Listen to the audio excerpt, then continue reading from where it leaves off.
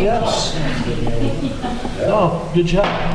Call the meeting to order. Please rise for the pledge.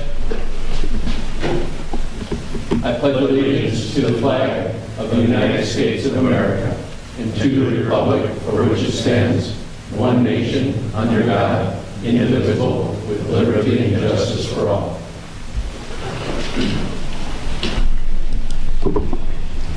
Roll call, please. Alderman Reitzel. Present. Alderman Logan. Present. Alderman Snow. Present. Alderman Kuhlmeier. Present. Alderman Schoeneman. Present. Alderman Kleckler. Present. Alderman Folsom. Present. 7 present. You have a quorum. Thank you.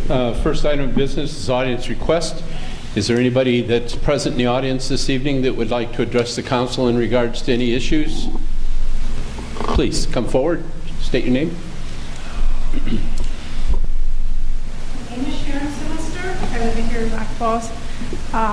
Just had my first negative response with the gambling issues.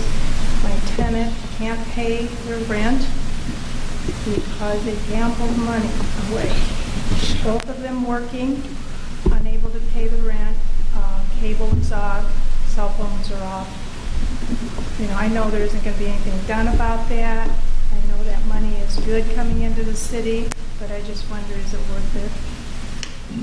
Utilities are going to suffer, I would certainly think as well.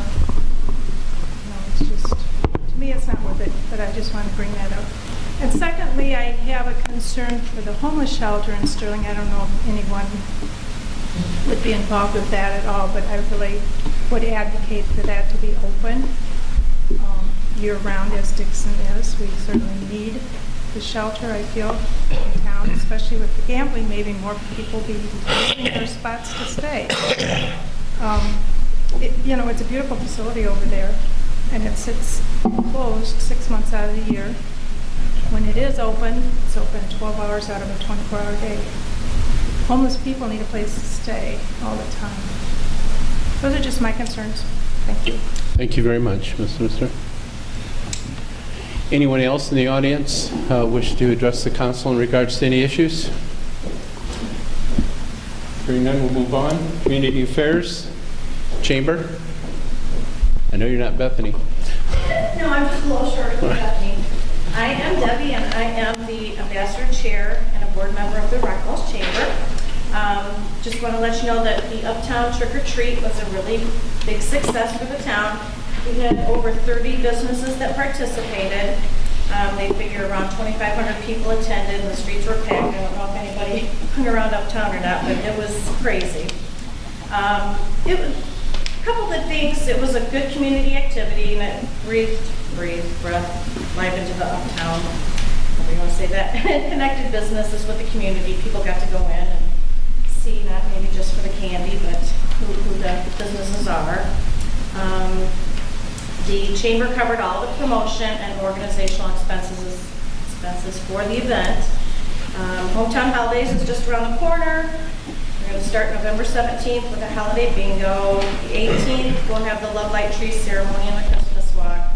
November 19th, we'll have a joint Twin Cities Holiday Parade and then the Children's Party with Santa at Merrill School. There are many more events hosted by other organizations that we, as a part of Hometown Holidays. So that's pretty much it. Just let me know what we're up to. Any questions for Debbie? Anybody? Thank you for bringing the information forward, Deb. Thank you. Yep. Consent agenda, there's only 2 items on this evening. Is there anyone that would like to have any of those items removed for further discussion? If not, City Clerk, please. Approval of the minutes of the October 18th, 2016 regular council meeting and approval of the bills as presented. Make a motion to approve the consent agenda. Second. Motion by Mr. Schoeneman, seconded by Mr. Folsom to approve the consent agenda as presented. Any questions? Roll call. Alderman Reitzel. Yes. Alderman Logan. Yes. Alderman Snow. Yes. Alderman Kuhlmeier. Yes. Alderman Schoeneman. Aye. Alderman Kleckler. Yes. Alderman Folsom. Yes. 7 ayes. Thank you. Ordinance for second reading and adoption, we have 1 this evening. Adoption of ordinance 2016-2286, amending Chapter 16, Article 5, Division 2, to provide for procedures before the local Liquor Control Commission. Make a motion to approve ordinance 2016-2286. Second. Motion by Mr. Schoenman, seconded by Mr. Kugelmeyer for the adoption of ordinance 2016-2286. Mr. Snow will recuse himself on this matter. Any questions, considerations? Roll call. Alderman Reitzel? Yes. Alderman Logan? Yes. Alderman Kuhlmeyer? Yes. Alderman Schoeneman? Aye. Alderman Kleckler? Yes. Alderman Folsom? Yes. 6 aye. Thank you. Now what we all have been waiting for, City Administrator Black. All right.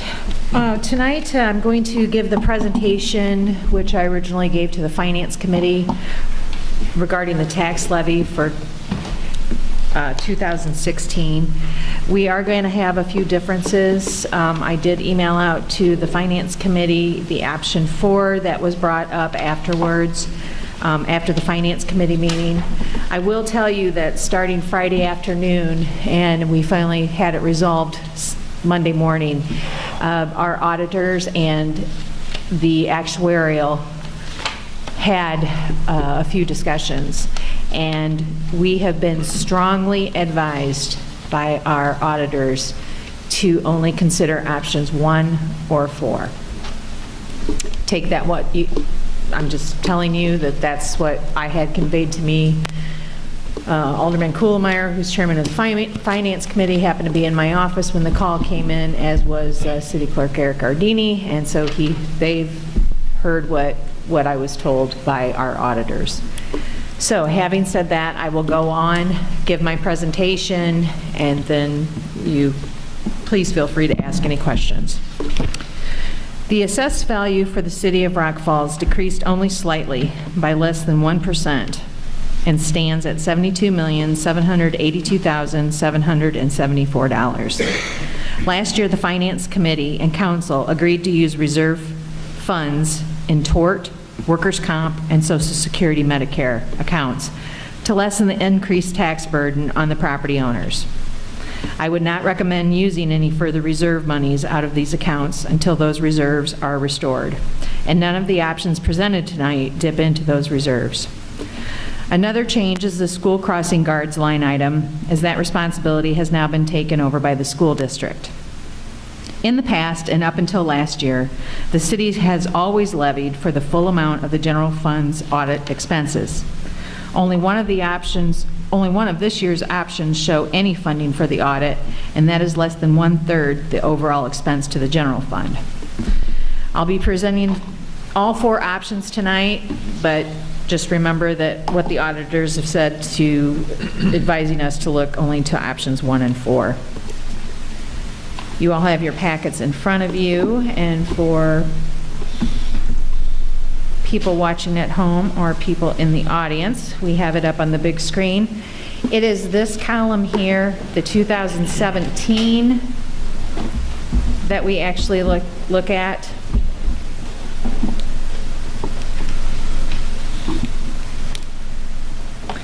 This option funds the fire and police pensions at the full actuarially determined funding policy contribution. No funding for the general fund audit expenses included. Full funding for workers' comp, Social Security, Medicare, and tort funds are included. This option represents an increase of the tax levy to 25.11% overall, which would require a truth in taxation hearing. With the median home value in Rock Falls remaining at $71,000, which is the fair market value, this will increase the average property owner's taxes approximately $105 over last year's amount.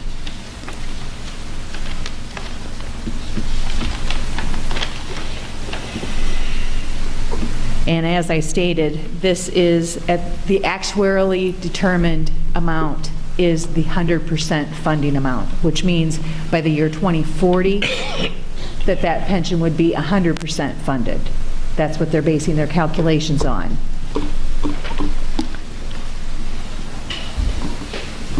At this option, there is one thing that I'd like to go over with you.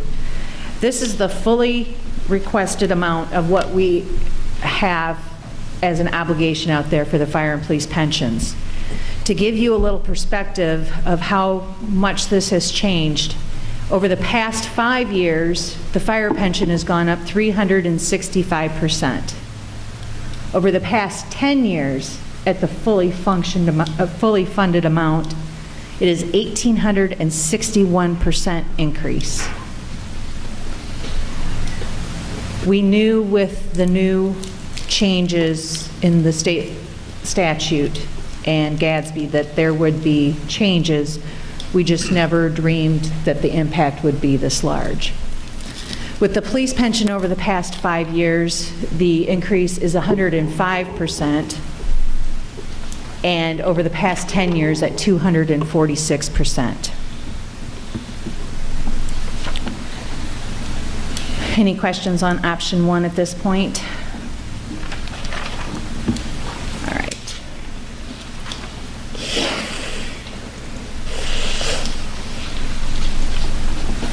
All right. Option 2. This option funds the fire and police pensions at the statutory minimum contribution. All other line items are funded exactly as in option 1. This option represents an increase of the tax levy to 14%, which also would require a truth in taxation hearing. This would increase the average property owner's taxes approximately $60 over last year's amount. Again, with this one, at 90%, what that means is that in the year 2040, the statute calls for us to have that pension funded at least 90%. So this gets us to our statutory minimum. Although the philosophy has been that for every dime that you put in now, that you're saving $1 down the road. So.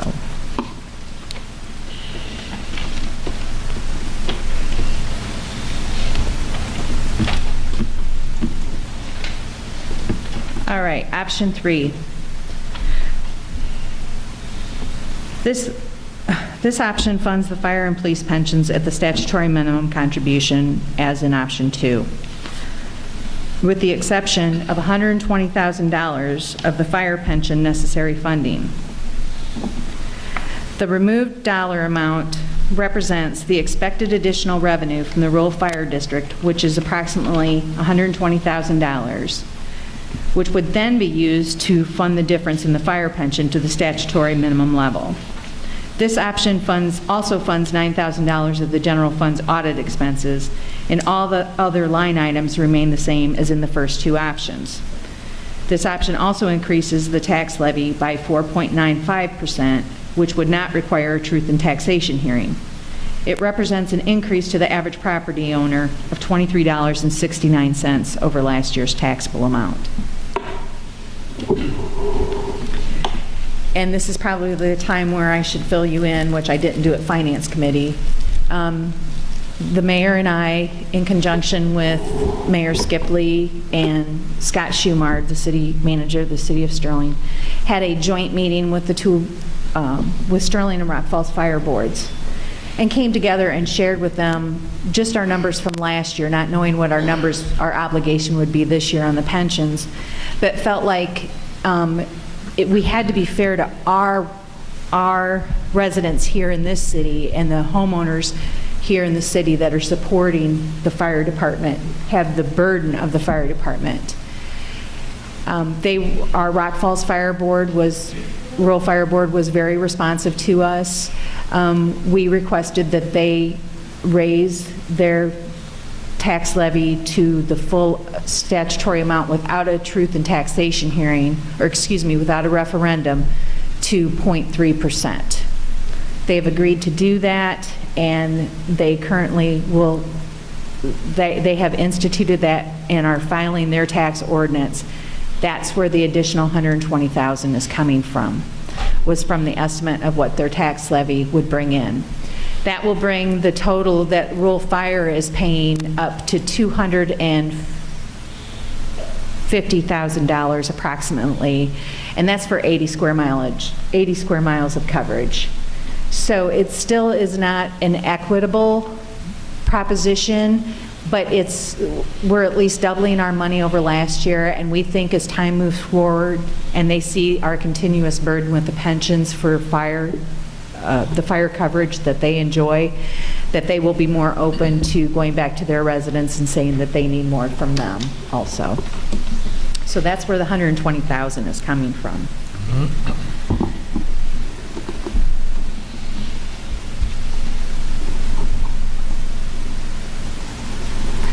All right, this is option 4. This was not presented to the Finance Committee. This came out of a conversation that Mayor Westcott and I had after the Finance Committee meeting.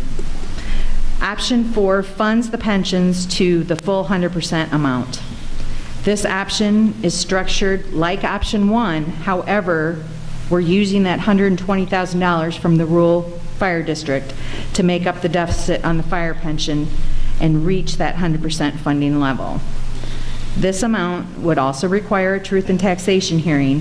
However, where option 1 calls for a 25.11% increase, this option is less of an increase at 15.32% and would increase the median valued homes taxes approximately $65 per year.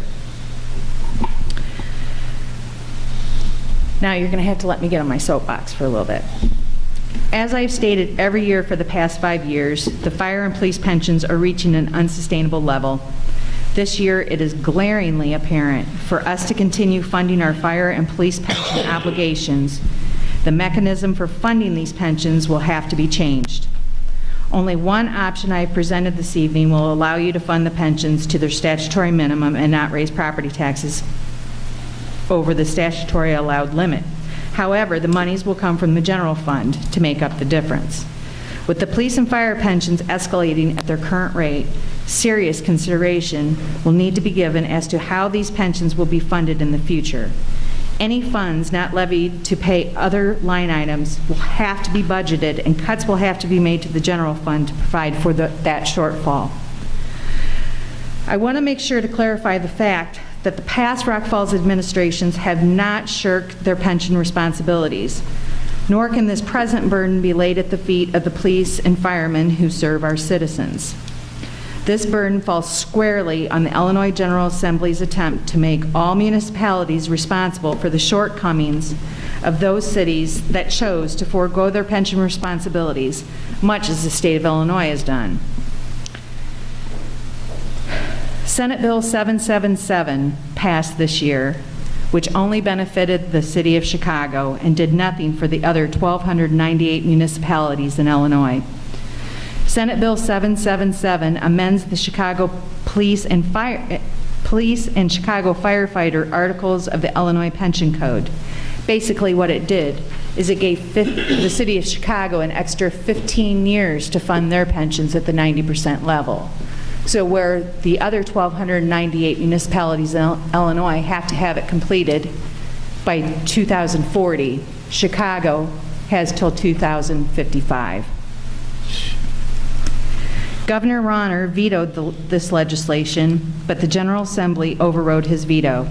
In checking how our local legislators voted, our state senator did not vote in favor of the override, even though he himself is a firefighter. On the other hand, Representative Smitty did come to Chicago's rescue. One might ask themselves what his plans are to help the cities in his own district with their pension burdens. I would encourage everyone in Rock Falls to contact Representative Smitty and ask him that question. Why is Chicago's fire and police pension burden more relevant than ours? Finally, I cannot stress enough that this burden should not be laid at the feet of our police and firefighters or our past administrations here in Rock Falls. However, the cause of our burden right now is really irrelevant to us and needs to be dealt with in a substantive way going forward. I don't think any of us over the past few years really anticipated just how big the burden would get this last 2 years, just what the ramifications of the legislative changes would be. And I think another point of confusion with some of our residents that I want to clear up, this is not any union deal or union contract that we struck up between the police and firefighters. These are statutory pensions that are mandated by the state of Illinois. We don't have a choice in them. We can't hire firefighters and not have them be part of the pension system. So I would be happy to answer any of the questions that you have about these options now. You mentioned that the auditors, this is new information. Yes. That the auditors said that we should only consider options 1 and 4. What was their reasoning for that? They felt like it was going to be a snowball effect if we go to the 90% level. That it really is the principle of every dime paid now saves us a dollar down the road.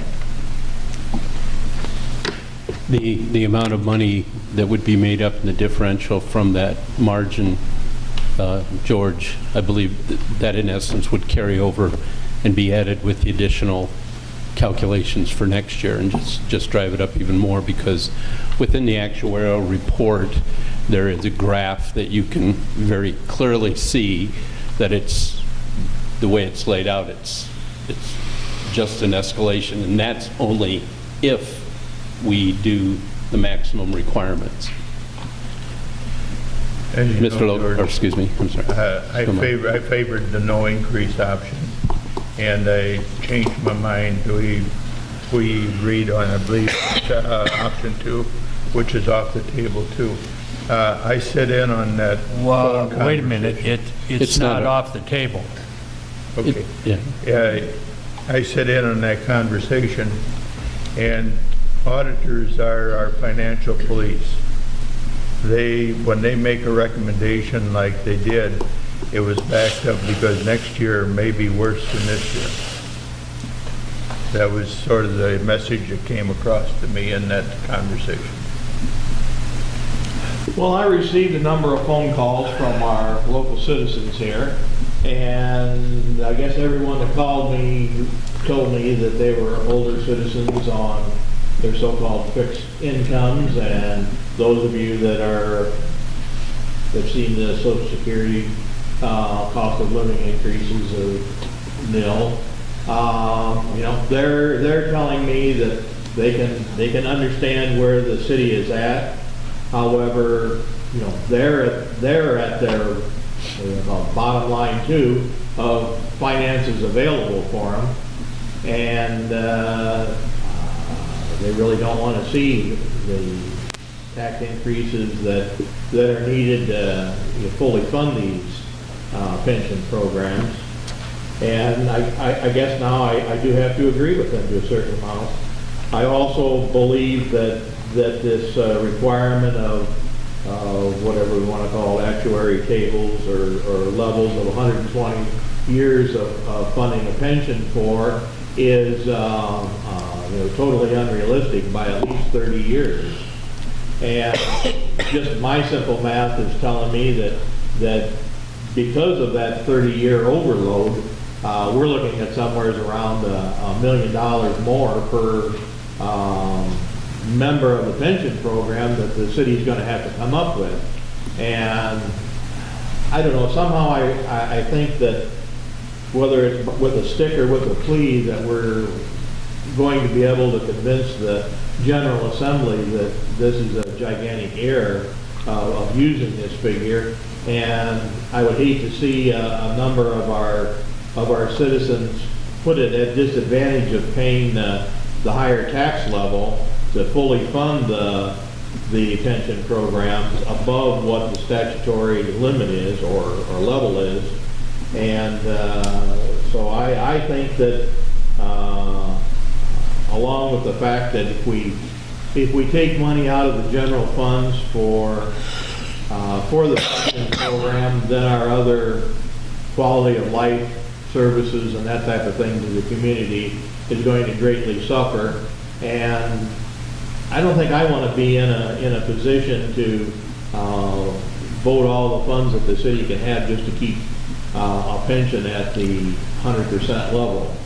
And therefore, I would recommend and will vote for option 2 if we have to choose one of these 4 options, and try to keep the infrastructure of our city in at least somewhat of a usable condition, and we will meet the statutory requirements of funding the pension programs, and also have that little bit of a dream that Springfield can be brought to their senses and make this pension program realistic. State of Illinois took over the teacher's pension many years ago. There's been a lot of times through the years that teachers have not gotten pension payments because the state took all the money that were in these local pension funds, and all of a sudden it was all gone. Then we were supposed to have the lottery, which was supposed to fund education, and obviously that hasn't happened in that respect. The actuarial work that they've done is absolutely ridiculous, and in my opinion, what the state is after is they're trying to build the dollar amounts in the two pension funds up even more than where it's at now. When you figured that the city of Rock Falls was sitting in the 90 percentile under the way that it was figured before, now we drop back to some lower number in the 60s or 70s only because somebody put pencil to paper and changed it. And I'm really not in favor of giving any more money to them than what is statutorily required at this point, because and I hope that all of the folks that are police and firemen today do what we did years ago when I was a fireman, and that was tell the state to go, you know what, you're not getting our pension fund. We're going to keep our fund, and so on. I hope that the police and the fire fight that. That's a different battle. Robin brought up at the Finance Committee meeting, and I'm still an advocate of that we should be having a committee here in town to start working on this and start working with these state legislators. This has got to get changed in Springfield. We can't sit here and change it here. It's got to get changed in Springfield. I agree with what Rod said. I'm not in favor of, regardless what the auditors say, I'm not in favor of spending that kind of money. The second piece of it is we're getting an increase from the rural fire district in the monies that they give, and sooner or later we've got to start looking at buying another fire truck, and we got to set money aside, and setting $2,000 or $3,000 a year aside is not going to get us there. The state is going to continue to squeeze cities on this pension thing until we fight back. And they're going to force a lot of these cities into saying, well, you know what? You're going to have to figure out some other way to do this. Well, number one, the state takes the pension. Number two, they force you into either countywide police and fire service, or they force you into privatization, which is absolutely the worst thing that could possibly happen. So we need to think long and hard about this before we give the state any more money than what we have to.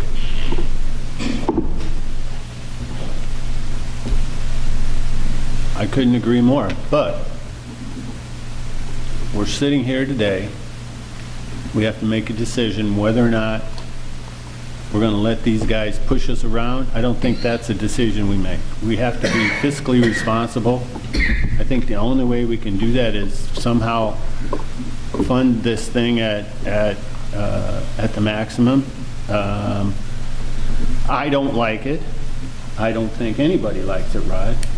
I don't think that we're in that position where we can choose here. I really don't. I mean, we have a fiduciary responsibility to the city and to the taxpayers and to the residents. And our responsibility is we have to bite the bullet here, and we have to proceed along this and make sure people know that who's responsible.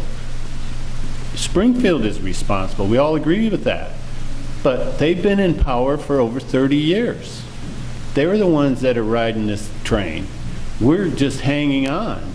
We would be fiscally irresponsible to not fund this thing. I didn't say much at the finance meeting, but that was my position then, it's my position now, that, yes, we need to look down the road, and George, you're right, we've got to find a way to fund this. But I think what's in limbo here is the $120,000 we're talking about from the Rural Fire Protection District that is now going to be coming into the general fund. So what do we do with that? Yeah, we need fire trucks. That's where that money should be going. But if something isn't done, all that money that's generated is going to have to go towards pensions, because the people that are going to end up suffering, because the way this thing escalates, we're the ones that are going to be paying the bill down the road. That's all I have. And myself, I would have rather had option 2 or even option whatever there was, the no increase. But I have to say that option 4 is the conscientious thing to do, because next year we could have even more. We will have more Obligation to put, okay, we could choose not to fund it at the full level. And then if we have a shortfall and don't make it, the state can come in and literally guarantee our general sales tax and other ways. Not as long as we meet the statutory minimum. If we don't meet the statutory minimum. Right. But in the long run, I think that we have to go with the max and incorporate the Rural Fire Protection District in that. We're talking about basically $5 difference between the option 2 and the option 4. You're talking about tax increase difference. Yeah. But we're losing $120,000 of something that could go for the good of the community. And in the short term, that relates to potholes, roads, curbs. I disagree. That $120,000 has to go for fire protection. Remember, it's coming from the Rural Fire Protection District. I disagree with you on It that. has to go for that.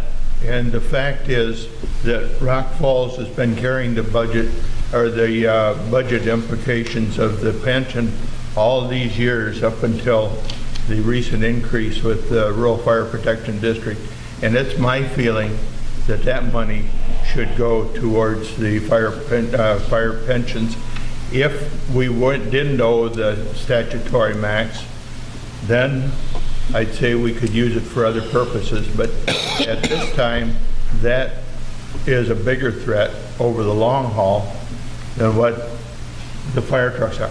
If we end up and we don't have the personnel to meet the statutory requirements of the pension, what good does a fire department equipment do? If we have to be by 2040 at 90%, why can't option 2 make sense to me, like it or not, because I could see that $120,000 going in for equipment. I remember what we paid for our last tanker truck, was it $60-some thousand? I'm just, that stuff's not cheap. And it would be nice to have the money, we'd still have the money. It's not going anywhere, we would still have it. It would be nice to put it aside for equipment, because we're going to need it sooner or later. I think the risk, though, that you take is what if they've already threatened to take money through the pension board if we don't fund at a certain level? What's to stop them from saying, well, if you don't fund at a certain level, we'll take your motor fuel tax money? But option 2 What are they does, going to do? Where does this thing stop?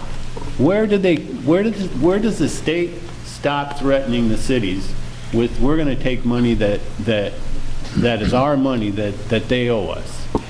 I'm sorry, As Joe. soon as they get control of all of the money that's in those two pension funds. I can tell you about that. That's what they're after. I was in the wouldn't Teamsters, disagree and I with can you. tell you exactly what happened in my pension fund. I got zero when they got done. After the government took it over, they took all the money, and I had nothing. And I had to keep working. Now, I don't want to turn any more money over to the state or federal government than I have to.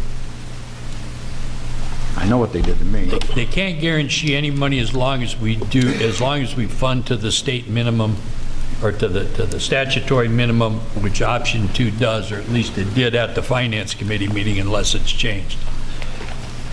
We'd be at 90% at 2040 under option 2 with $120,000 a year put aside for equipment. And that could also go back in,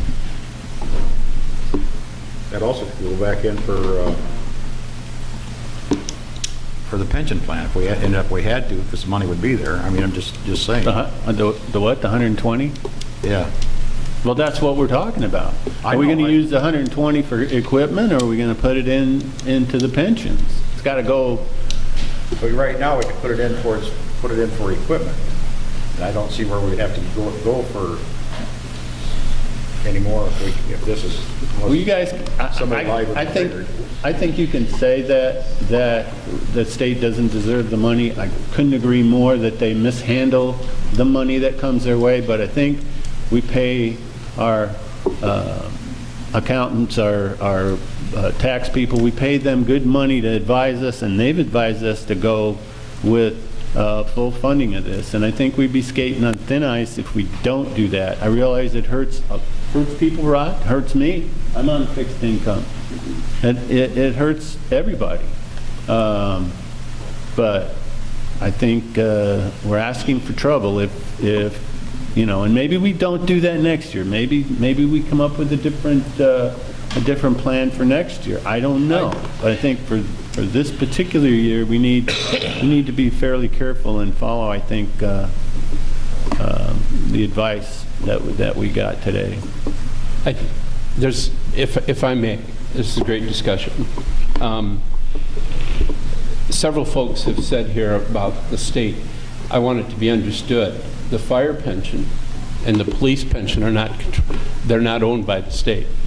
Each of the respective municipalities that have a police or fire pension, those departments, in essence, have a pension fund team, people that make up and manage those. Where the state's coming into play in this thing is the Department of Insurance determines and sets the rules that they have to turn over to us to fund this. And I had several phone calls from some residents that asked, well, what's the worst thing that can happen if you don't fund this? And we mentioned this at the finance, and because I'm hoping there's a lot of people that are listening this evening that will understand, but if we would choose to go below the statutory minimums, the state has already put into place a provision that allows a police or fire pension fund that if the city municipality does not fund to at least the minimum statutory limit, that all they have to do is notify the Department of Revenue at the state level, provide the documentation that shows that the funding was not provided at the level it should have been, in this particular case, the minimum. And if that is not met, they would send a check to the police or the fire pension from the Department of Revenue, and the municipality, village, whatever, would see their general fund money that would be coming lessened by that amount in order to automatically. So there is an obligation, whether it's at the full level that they're requiring or at the statutory minimum. But anything that we do, even at the statutory minimum, we are within limits. But that difference, I can tell you, will carry over till next year's actuarial report's done, and then we'll have whatever the increase would have been for last year, plus the additional dime for dollars that we chose not to for so many good reasons. So I just wanted to throw that out. And the other thing is to make sure that everybody, as Robin was doing, to make sure everybody understands. There's a lot of people that don't understand that our police and our fire, they make contributions from their paychecks to the pension fund, unlike some organizations within the state where the state taxpayers pay it all. Here, our employees contribute to their pension funds, just as all of our employees, not in the police and fire, and all of our employees, they all contribute. So it's not the city paying all of those costs, because that was another question that was asked. Brian? Yes, you know, anything I hate to do is see taxes go up, because it affects all of us here, everybody in the city, us elected officials. But, you know, you look at the difference here between option 4 and option 2. You're looking at $5, average of $5 a year per household, you know, compared to the $60 to $65. It's pennies a day to have a safety net there, because I agree, this can snowball and it's going to grow. If we short fund it, it's going to be more of an increase next year that we're going to be short. I don't like to see taxes go up because, again, it affects us all, it affects everybody. But we have to be certain that we're not going to run into a situation to where we're going to be falling behind every year from here on out. And I, as much as, like I say, I don't want to see the increase, but we're looking at, on the average home, of $5 a year to go from option 4 to option 2.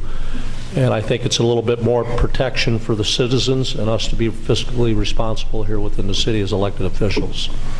However, you can look at it just on the tax increase. You're not looking at the back end funding of the $120,000 that's coming out of the general fund for that.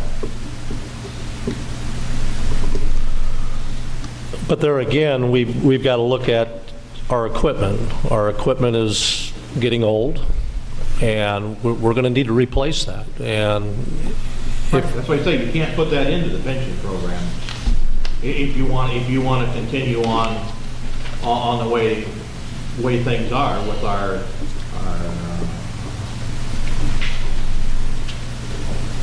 and it really doesn't matter. I mean, you can say it's coming from the rural fire board, so it's kind of like frosting that falls off of the cake, you know, and you scoop that up, put it in your mouth. It's not fattening or anything like that, because it doesn't really have any calorie counts to it, because it's something else. I mean, if it doesn't come from one source, it comes from another source, and it's all going to be used on, you know, the betterment of our city. And But Rod, the problem is that next year, if you fund to the minimum's going to go up a lot more than it would if you fund to the maximum this year. well, you can also talk about inflated dollars. Well, too. but that, So you're going to that's pay it off with inflated dollars. that's the thing, that's what you're going to be facing year after year. Is the minimums are going, you know, the statutory minimums are going to go up higher than they would if you didn't fund at the maximum rate. Okay. And if we do the economic development that we say that we're going to do, there's going to be a requirement for more policemen, there's going to be a requirement for more firemen, and we're going to have more equipment. And where's that money going to come from, Jim? Good question. We got to start setting some money aside pretty soon to start buying that equipment. So this $120,000 we talked from the rural fire board, so to speak, is a one-time shot in the arm. No, it's every year. It'll be every year from now Right, on. it's every year, but that means, okay, so if we put it into the tax fund or into the pension fund now, we're really almost committed to put it in the pension fund until things change in there, because we'll have to put that in, because we're not going to look at a 60% tax increase because we took it back out to buy a fire truck, and now we've got to come up with that money from someplace else. So. I think the fallacy is that people are looking at the $120,000 from the Rural Fire Protection District as found money, and it isn't. All the years that we provided the fire protection to the Fire Protection District, we were paying pensions all from the city. The money wasn't going towards the pension fund. I think that at time it's realistic that it be applied to the pension fund. So That's where I stand. It's found money, I think it's what you're going to do with the money after you get the money. It's not like it's being treated as found money. Okay, everybody's had a chance to speak. Is there anybody that wants to make a closing argument or something different? If not, you have 4 options before you.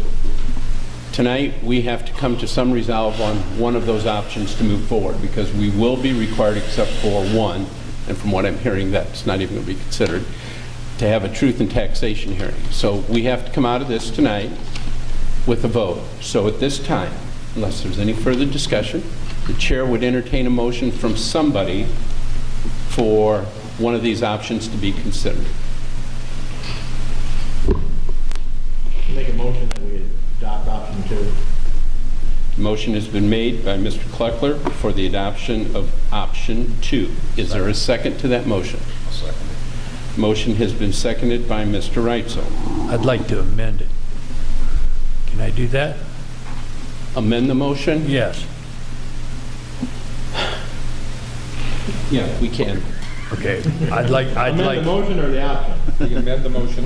You can amend the motion. What's your amendment, sir? option 2 with the $120,000 additional dollars being set aside for apparatus. That's now we're getting into our budgeting process, and Forget I said it. I doubt that that's probably not a, it's not part of the taxation thing. Yeah. Your point's well taken, sir, but it's not part of the taxation. Forget I said anything. Okay. So we have a motion on the floor by Mr. Kleckler, a second by Mr. Reitzel, to vote and consider option 2. Is there any further discussion about that?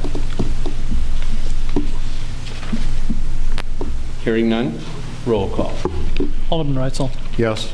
Alderman Logan. Yes. Alderman Snow. No. Alderman Kuhlmeier. No. Alderman Schoeneman. No. Alderman Kleckler. Yes. Alderman Folsom. Yes. 4 aye.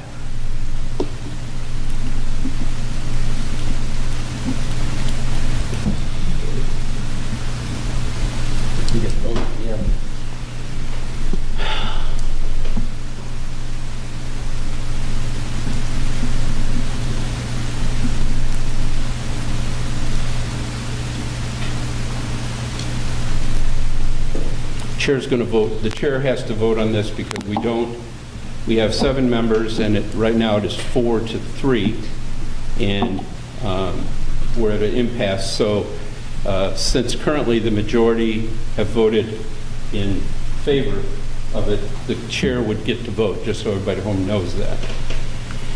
And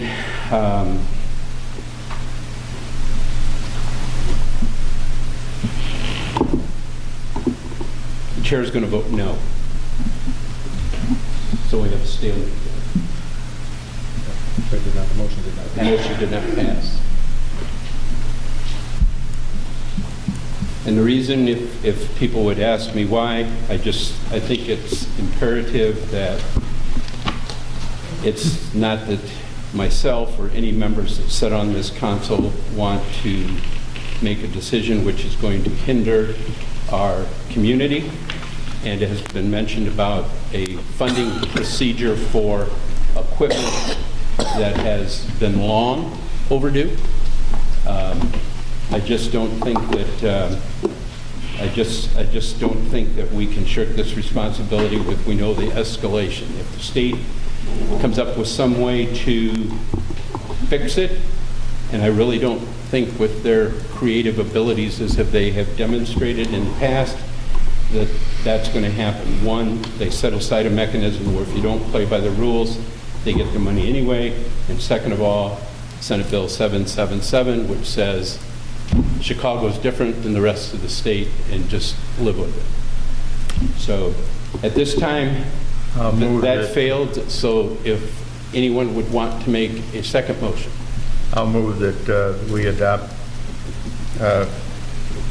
measure number 4 and set a date for the Truth and Taxation hearing. Motion's been made by Mr. Kuhlmeier to consider option 4 Second the Is motion. there a second to that? Second the motion. Mr. Schoeneman has seconded that. Is there any additional discussion on that? Roll call. Alderman Reitzel? No. Alderman Logan? No. Alderman Snow? Yes. Alderman Kuhlmeyer? Yes. Alderman Schoeneman? Aye. Alderman Kleckler? No. Alderman Folsom? Yes. 4 aye. And we're in that same situation again, and at this time, the chair would vote yes.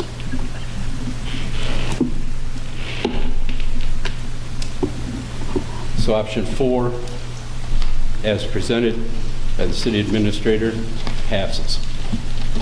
We will schedule, or Mr. Clerk, if you would take the necessary actions to schedule a truth and taxation hearing in these chambers with the next council meeting, which shall be 15. November 15th, and that will be at 6:30.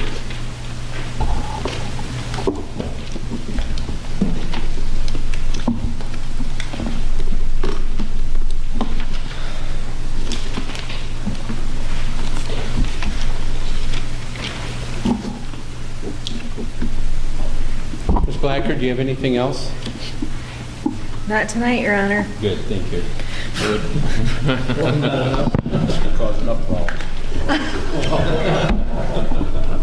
Information correspondence, City Clerk. I have a couple items, sir. First item, I was looking for a motion for the approval of the recommendation from the Finance Committee for the proceeds of the Centennial Fund to be used for the sesquicentennial celebration in the amount of $32,2648. Since I had it set up, I'll make the motion. Second. Motion by Mr. Kuhlmeyer, second by 25 Mr. years Snow. ago. To approve the recommendation of the Finance Committee that the proceeds from the Centennial Fund, which have been in account for quite a while, be transferred to the Sesquicentennial Celebration Fund. Discussion? Roll call. Alderman Reitzel? Yes. Alderman Logan? Yes. Alderman Snow? Yes. Alderman Kuhlmeyer? Yes. Alderman Schoeneman? Aye. Alderman Kleckler? Yes. Alderman Folsom? Yes. 7 aye. My second item is I'm looking for a motion for authorization to seek bids for cash farm lease in the farmland in Glenn's Garden subdivision. So moved. Motion by Mr. Snow, second by Mr. Reitzel, correct, sir? Mr. Reitzel, second, okay, thank you. So Mr. Reitzel, authorized to seek bids for the cash farm lease of farmland at Glenn's Garden subdivision. Any questions? Discussion? Sir? Why don't we consider all of our farmland in this at the same time if we're going to put out a bid instead of just one parcel, all of it? Are the others, It's never been a proposal because we may have one farmland developed before another one, and then you have it all under the same contract. So we've just I divided don't it mean up. with the same person necessarily, but I mean, we could bid, if we bid out the 3 different, I am waiting probably about another 2 weeks before we will be presenting the sewer department farmland, and yes, there is a reason for that. IDC. No, I mean, over in the industrial park. we don't have that farmland anymore. The McNeil Road farmland, that went in the Schmidt trade. Okay. But the sewer one, there is a reason I'm holding that back right now. I think just from a historical spot, Rod, whether it's the correct answer or not, they've been different because of the potential uses of the land at different times, and if they're all in the same, we couldn't advance or proceed with a possible option that the city may have if we have a farm lease, or we'd have to buy it out. You just wondered, though, why we're not putting both the contracts out at the same time. Right. Yeah. I mean, because they all expire at the same time. Yep, and I'm actually holding the sewer one back intentionally. So we have a motion on the floor and a second. Any further discussion? All those in favor of that, say aye. Aye. Opposed? Hearing no nays, motion carries. I have nothing tonight else, Your Honor. Mr. Reeves. Nothing tonight, John. Mr. Frickenstein.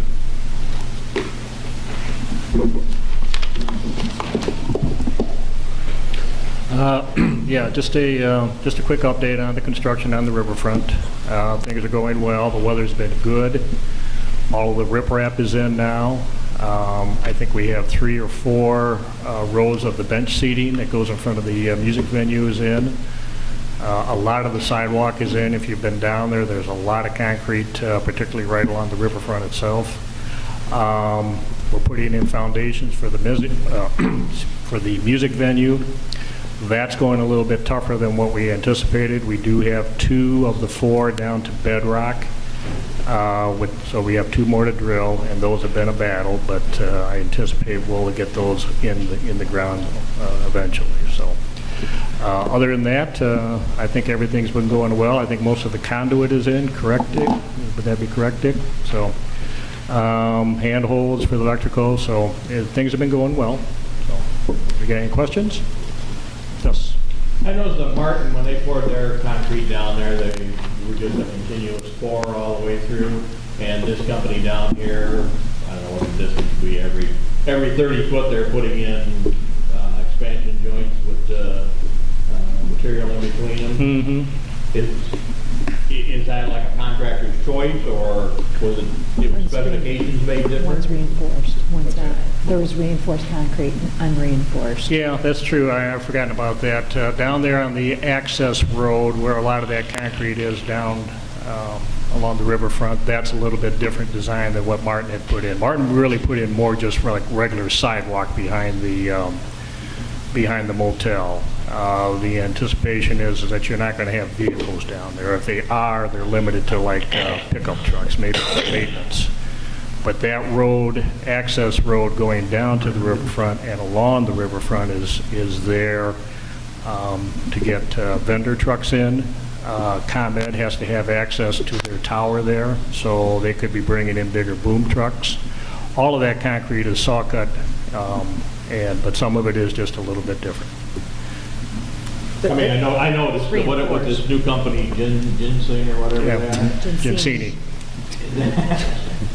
They're basically following the I state. mean, they've got a pad right next to what Martin put in there. And the place where Martin put in, it's got a crack running through it, and the part that this last company did doesn't have anything in it. You saw a crack in some of Martin's sidewalk? The crack is in the new contractor's area.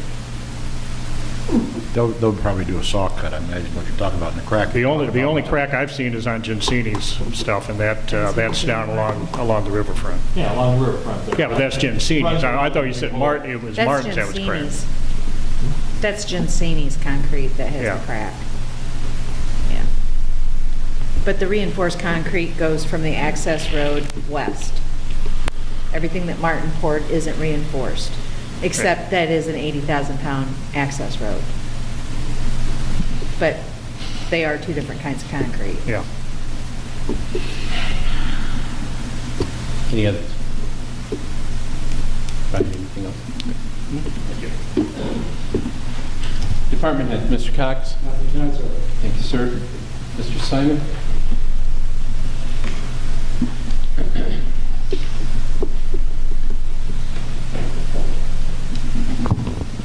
Good evening. I'm approved from the recommendation of the electric committee to accept a bid from Asplin Tree Expert Company, 708 Blair Road, Willow Grove, Pennsylvania, in the amount of $124.50 an hour. Make a motion to approve the bid. Second. Motion been made by Mr. Schoenman, seconded by Mr. Snow, to approve the recommendation of the electric committee to accept Ashland at the rate of $124.50 an hour. Questions or discussion? I noticed on, I guess we call it the bid sheet and specifics on here. Is the contract going to be somewhat different, or is there a clause in there for like emergency services when we have a storm come through? You know, for this tree company to respond and cut our trees down. I know during the summertime we evidently had some trouble with the company that we had to have prior engagements or something, and I think we got stuck for a while without having trees taken care of that probably should have. Not that I know of. Not to my knowledge, Rod, that we ever were stuck without having someone to get our trees out of the way. This company will have a crew here in town, and I have phone numbers for them to get crews here in town if we have an emergency. And this is the same company that does ComEd now? Yes, it is. And that would be a secondary question relating to the same thing on here, is that, we've got assurances that, the ComEd won't say we want everybody over, and Rockwell won't be without a tree trimming crew with that same storm that comes through? I can't say I have insurances, Rod, no. But I have word from the Asplin guy that I have two guys, two journeymen, or a journeyman and an apprentice, that will be working for the city, and they will be on call for us if we need help. We very rarely, Rod, call in tree companies. Very rarely. Our guys will do it by themselves, or if the tree company's here during the day, they trim. Very, very rarely. We had one of the last storms, not the storms we had, we had stuff go down up by Stone School, and the trees were, out over the power lines, and people were without power, which I kind of think was a longer period of time until Monday came through and the other company came in and was doing it. It's your responsibility to see that that's there. We have a certain order when the storm comes through, that we take certain steps in a certain procedure to get power restored to the city. Any further questions? Motions have been made and seconded to approve the Aspen. No further questions, roll call. Alderman Reitzel? Yes. Alderman Logan? Yes. Alderman Snow? Yes. Alderman Kohlmeyer? Yes. Alderman Schoenman? Aye. Alderman Kleckler? Yes. Alderman Folsom? Yes. 7-0. Thank you. Approval from the recommendation from the electric committee to change the electrical inspection policy. So moved. Second the motion. Motion by Mr. Snow, second by Mr. Schoenman to approve the recommendation from the electric committee for changes to the electrical inspection policy. Actually, I believe that this isn't a change. We've never adopted a formal inspection policy, correct? Well, I can't say we adopted. Okay, I don't think there's been one approved by the city council. All right. I will ask the maker, Mr. Snow, For adoption. change language to refer to the adoption of the electrical inspection policy. And will the second as well? Yes. Thank you. So the motion then is for the approval of the recommendation from the electric committee for adoption of the electrical inspection policy. Roll call. Alderman Reitzel? Yes. Alderman Logan? Yes. Alderman Snow? Yes. Alderman Kohlmeyer? Yes. Alderman Schoenman? Aye. Alderman Kleckler? Yes. Alderman Folsom? Yes. 7-0.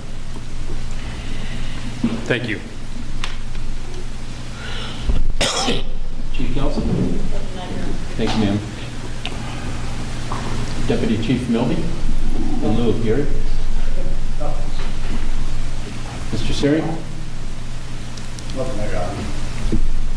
Mr. Spanka? Nothing tonight, sir. Nice to see you, Larry. Mr. Padilla? Nothing tonight, Your Honor. Janelle? Wow, she's learning. Diane?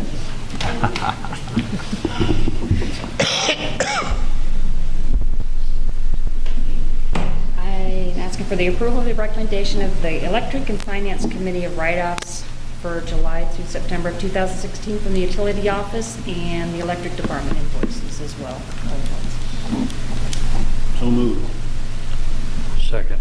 Motion by Mr. Schoeneman, second by Mr. Logan to approve the recommendation from the Electric and Finance Committee for the write-offs of July through September 2016 billings and the Electric Department invoices as well. Further discussion? Do you have a total of those write-offs? I sure do. Yeah. It should be in your packet, but it is. The department, the utility ones was $21,965.02. And the ones from the electric department is $21,413.28.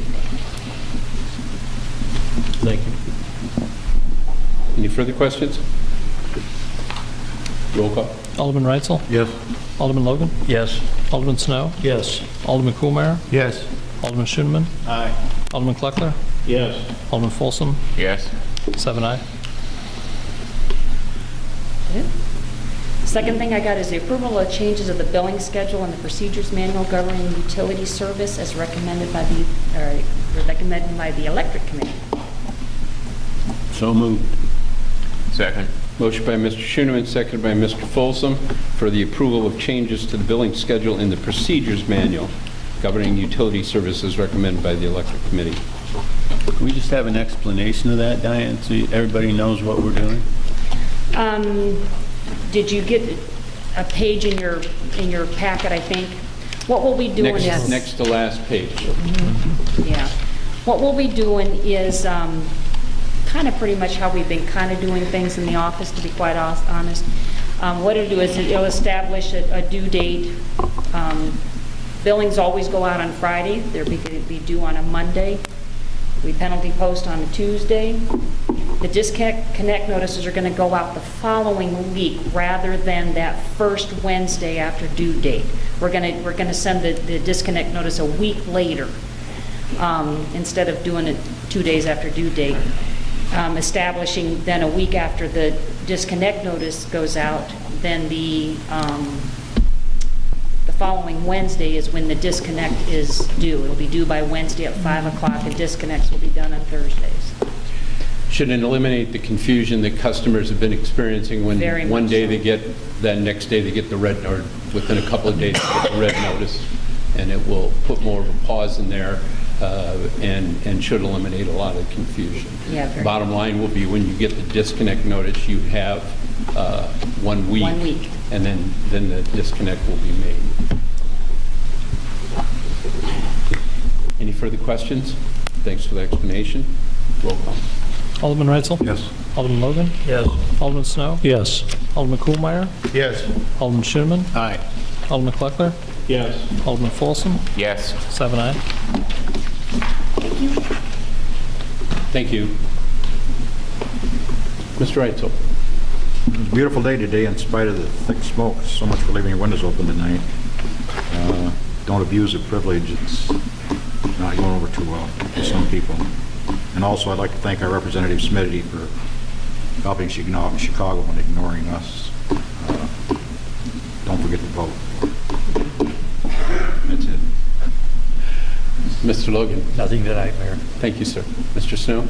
I'm sorry, Mr. Kuhlmeyer. I apologize. Yeah, we got the lanes open now on Route 40 over the bridge, and that really looks nice. And they're good to use too. And now if we can get Route 30 on the west side open on Rock River Bridge, why, we can be back to some semblance of normal. The projected date for that, unless something drastically go wrong, is November 15th. Unless something drastically goes wrong. And at the next council meeting, we'll let you know that it'll be another 2 weeks. I'm sorry. Now, Mr. Snow. Go Cubs, that's all I have. Mr. Schoenman? Amen to Alderman Reitzel. The canal lane is under the bridge now, and it's beautiful. Under Route 40, you should all go see what that looks like. I did want to congratulate all the kids that participated in fall sports this year. Good luck to the teams that are still playing, and specifically, and I'll probably, Braden Hamblin is running his 4th cross-country meet this year from Rock Falls. He's going for a state title. He finished 2nd last year.